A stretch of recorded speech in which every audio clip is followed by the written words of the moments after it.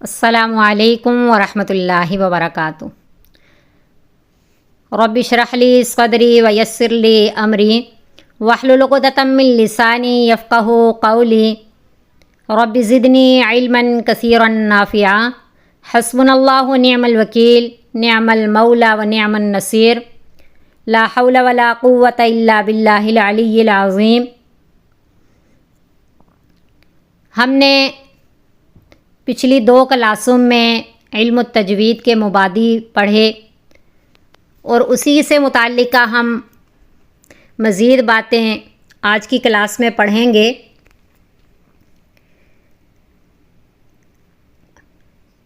پہلی بات آج کی جو سمجھنے والی ہے کہ قرآن مجید کی تلاوت تجوید کے ساتھ کرنے کے کتنے طریقے ہیں۔ تو قرآن مجید کی تلاوت جو ہے تجوید کے ساتھ کرنے کے 3 طریقے ہیں۔ پہلا طریقہ ہے ترتیل، یعنی ٹھہر ٹھہر کے پڑھنا، جیسا آیت میں بھی ہے نا وَرَتِّلِ الْقُرْآنَ تَرْتِیلًا، یعنی آہستہ اور اطمینان کے ساتھ پڑھنا، جیسے تلاوت کرتے ہیں نا بچے، تو وہ والا انداز۔ تدویر کہتے ہیں درمیانی رفتار سے پڑھنا، جیسا نماز میں بھی پڑھتے ہیں امام۔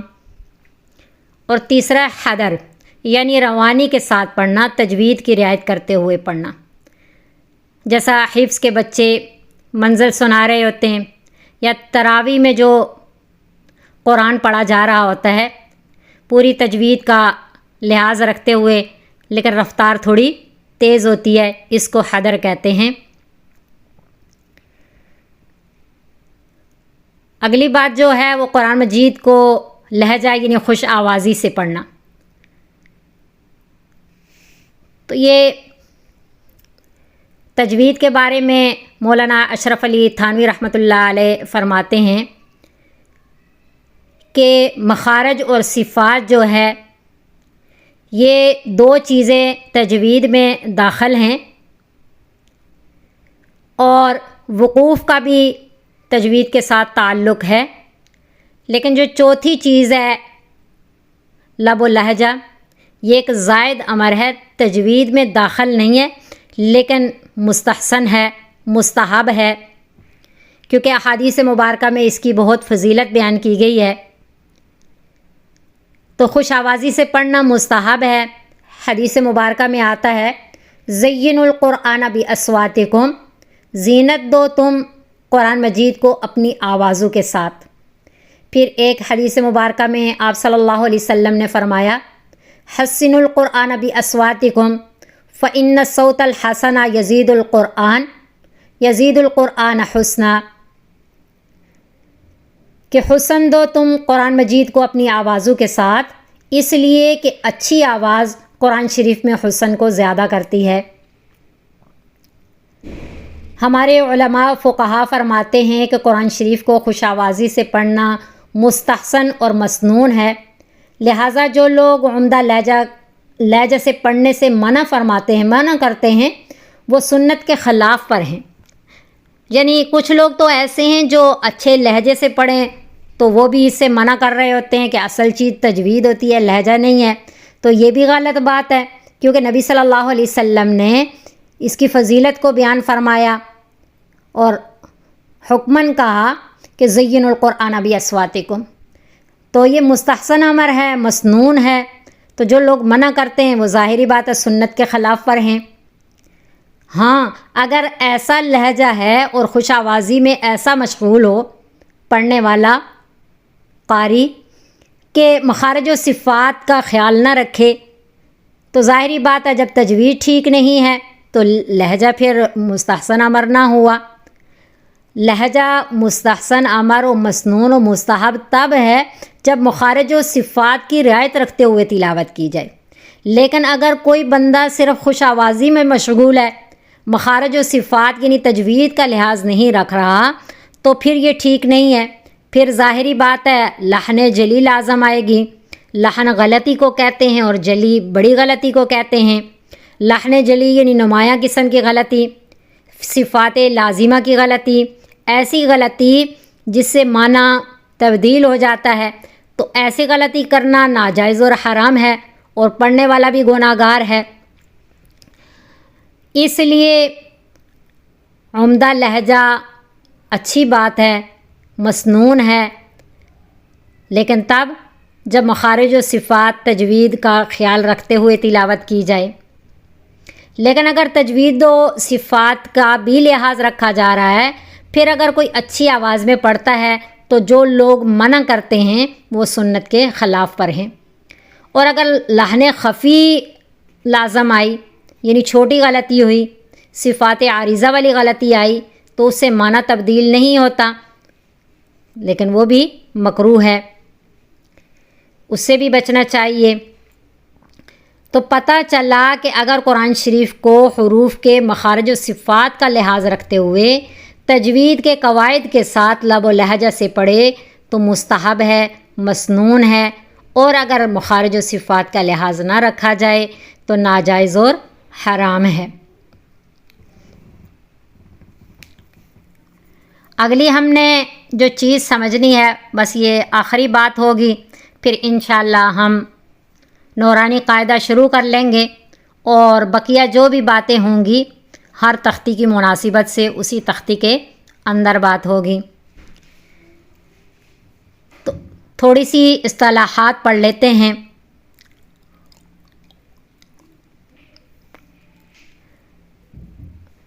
حرکت، اب حرکت لفظ استعمال ہوگا قاعدے کے اندر، تو اب ہم نے سمجھنا ہے کہ حرکت کہتے کسے ہیں۔ زبر، زیر، پیش کو حرکت کہتے ہیں، اور متحرک کسے کہتے ہیں؟ جس حرف پر حرکت ہو اسے متحرک کہتے ہیں، جیسے با کے اوپر زبر ہے یا زیر ہے یا پیش ہے تو با کو پھر متحرک بولیں گے، یعنی حرکت والا حرف۔ با متحرک ہے کہ اس کے اوپر حرکت ہے۔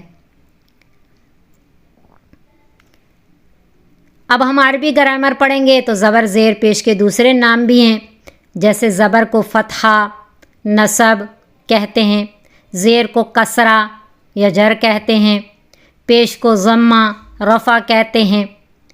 تو اسی حساب سے پھر جس حرف کے اوپر فتحہ ہو یعنی زبر ہو اس کو مفتوح بولیں گے اور منصوب بھی بولیں گے، اور جس حرف پہ ضمہ ہو اسے مضموم اور مرفوع بھی بولیں گے، اور جس حرف پہ کسرہ ہو اسے مکسور کہتے ہیں اور مجرور بھی کہتے ہیں۔ تو یہ عربی گرامر کی بات تھی۔ اب جزم سے متعلق سمجھتے ہیں۔ ایک دال نما شکل ہوتی ہے، چھوٹی سی دال، اس کو جزم بھی کہتے ہیں اور سکون بھی کہتے ہیں۔ تو جس حرف کے اوپر یہ جزم ہو اسے مجزوم کہتے ہیں، اور سکون کی وجہ سے اسے ساکن کہتے ہیں۔ اب شد کے بارے میں بھی سمجھ لیتے ہیں کہ یہ 3 دندانوں والی یعنی 3 شوشوں والی جو شکل ہے اس کو شد بھی کہتے ہیں اور تشدید بھی کہتے ہیں، اور جس حرف پہ یہ شکل ہوگی اس حرف کو مشدد کہتے ہیں۔ اسی طرح 2 زبر 2 زیر 2 پیش، 2 زبر 2 زیر 2 پیش کو تنوین کہتے ہیں، اور جس حرف پہ 2 زبر ہو یا 2 زیر ہوں یا 2 پیش ہوں اس حرف کو منون کہتے ہیں، یعنی تنوین والا حرف۔ اسی طرح جب ہم قواعد پڑھیں گے تو بیچ میں ما قبل، ما بعد لفظ استعمال ہوں گے۔ تو ما قبل کا کیا مطلب ہے؟ یعنی کسی حرف سے پہلے کوئی حرف ہو اسے ما قبل کہیں گے کہ اس سے پہلے، اور کسی حرف کے بعد کوئی حرف ہو تو اسے ما بعد کہیں گے۔ جیسے با الف زبر با، تو یہ الف مدہ ہے، تو کون سا الف مدہ ہوتا ہے؟ جس الف کے ما قبل یعنی جس الف سے پہلے والے حرف کے اوپر زبر ہو اس الف کو الف مدہ کہتے ہیں۔ اور ما بعد کا کیا مطلب ہے؟ یعنی اس حرف کے بعد، کہ جس زبر کے بعد یعنی جس زبر کے ما بعد الف ہو وہ زبر کیا ہوگی؟ کھینچ کر پڑھی جائے گی۔ تو ما بعد کا مطلب ہے اس کے بعد۔ تو تفخیم لفظ، تفخیم کہتے ہیں موٹا پر پڑھنا، تو جس حرف کو پر پڑھا جائے گا اسے مفخم بولیں گے۔ اور ترقیق کا مطلب ہے، کتابوں میں ہم پڑھتے ہیں نا، جو تجوید کی کتب ہوتی ہیں ان میں تفخیم، ترقیق کے لفظ ہیں۔ تو تفخیم کہتے ہیں موٹا پڑھنا، جیسے کچھ حروف ہیں جو ہمیشہ موٹے پڑھے جاتے ہیں، جیسے صاد، ضاد، ہم انشاءاللہ سمجھیں گے، تو ان کو تفخیم کہتے ہیں۔ موٹا پڑھنے کو تفخیم کہتے ہیں، اور جس حرف کو موٹا پڑھا جائے اسے مفخم بولیں گے، اور جس کو باریک پڑھا جائے اسے ترقیق، باریک پڑھنا ترقیق کہلاتا ہے، اور جس حرف کو باریک پڑھا جائے اسے مرقق کہتے ہیں۔ تو اللہ رب العزت ہمیں ان باتوں کی سمجھ عطا فرما دیں۔ ان میں جو بات آپ کو مشکل لگے تو اس کے لیے پریشان نہیں ہوئیے گا، انشاءاللہ یہ الفاظ بار بار استعمال ہوں گے، اور بار بار استعمال ہو جانے کی وجہ سے انشاءاللہ یاد ہو جائیں گے۔ اور جب ہم ان کو اجرا کریں گے، پڑھیں گے، ان قواعد کو پھر جاری کریں گے قرآن شریف کے اندر، تو بار بار یہ الفاظ استعمال ہوں گے، تو پھر انشاءاللہ پڑھنا سمجھنا آسان ہو جائے گا۔ اللہ ہمارے حامی و ناصر ہوں۔ السلام علیکم ورحمۃ اللہ وبرکاتہ۔